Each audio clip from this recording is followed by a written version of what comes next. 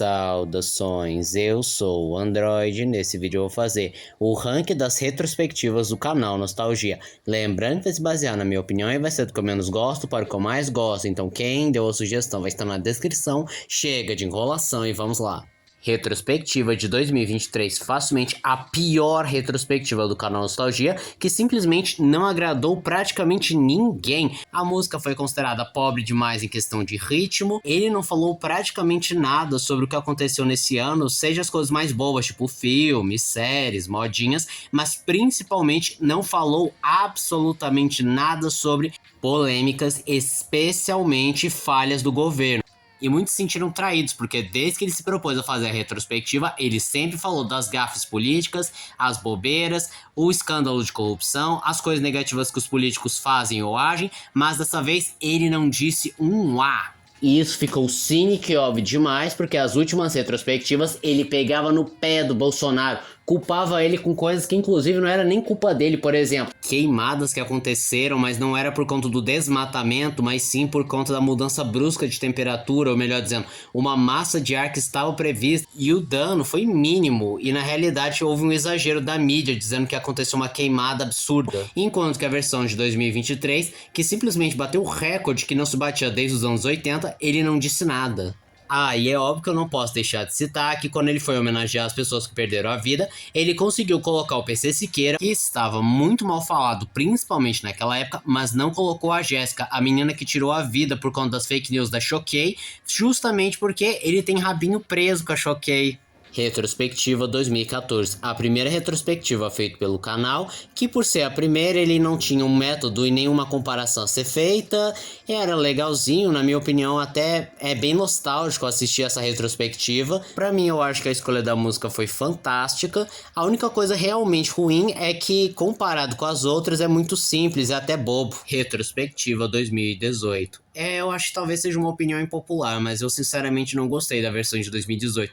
Eu não sei, eu acho que a música não me pegou tanto, não houve tantos momentos assim que me marcaram tanto. Foram poucos momentos que eu realmente acho que lembro dessa retrospectiva, como por exemplo a crítica à polarização ou a homenagem ao Stan Lee. Retrospectiva 2024. Um ponto positivo por ter escolhido Linkin Park, que eu acho que adicionou muito bem, mas com certeza, fora a versão de 2023, essa é a retrospectiva com a maior desonestidade intelectual. Simplesmente, se não existisse a versão de 2023, essa seria facilmente a que o Castanhari foi bem canalha. Ao começar aqui de novo, reforçando aquela ideia de perseguir o Bolsonaro quando ele já não estava mais no poder e querendo levar a sério que, ele tentou um golpe, mas nunca foi comprovado esse tal golpe, ou ele culpar as taxações e os impostos altos do Trump ter sido eleito, ou dá a entender que o banimento do Twitter foi uma coisa maravilhosa, porque, ora, o Elon Musk tá do lado do Trump, então realmente fez muito bem o Alexandre de Moraes ter banido o Twitter naquela época, ou ainda ter a pachorra de gritar aquele anistia jamais. Ai, me dá uma raiva quando fala anistia jamais, quando você lembra que a maioria das pessoas foram presas, não estavam armadas, são pessoas comuns e claramente tiveram uns animais no meio daquela multidão que quebrou e fizeram bagunça, e eu repudio completamente, mas a maioria esmagadora eram pessoas que tiveram o azar de estar no lugar errado, na hora errada. E dá uma raiva quando você lembra que uma das pessoas que foi detida foi um mendigo que viu o meio da confusão, foi detido, colocaram tornozeleira eletrônica e mesmo ele falando que ele não tem moradia, então não tem como limitar até onde ele pode ir, e além de, é claro, ele não pode recarregar a tornozeleira, simplesmente trataram que, você está sendo desleal, você está descumprindo a lei. Ou aquela besteira lá do show da Madonna dizer que Madonna gerou polêmica porque fez os conservadores chorarem, sendo que a polêmica não é o conservadorismo que não gosta da Madonna, e sim porque toda a mídia fez uma ênfase muito maior ao show da Madonna, enquanto tinha gente morrendo lá na enchente do sul do país, sem falar que ele dá ênfase a uns negócios nada a ver, como por exemplo ele ter sido parado porque comeu um pãozinho de álcool, alguma coisa assim do gênero. Quem se importa com isso? Retrospectiva 2021. Legalzinho a questão da animação, ter chamado Lucas Inutilismo, animação fantástica.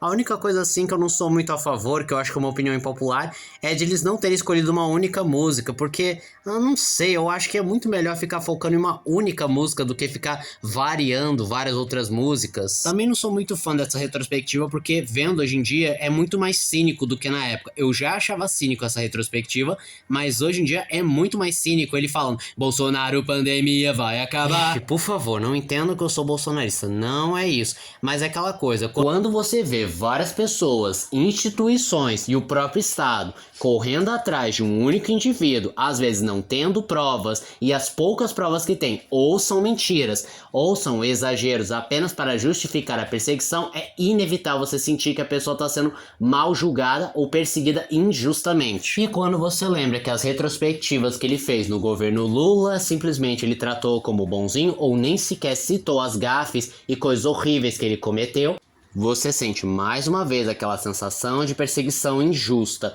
Mas eu acho que a coisa mais ridícula que ele cometeu nessa retrospectiva é quando ele foi homenagear todos aqueles que faleceram. Primeiro que eu achei muito esquisito ele homenagear os dubladores que perderam a sua vida, porque ele não homenageia dubladores em geral.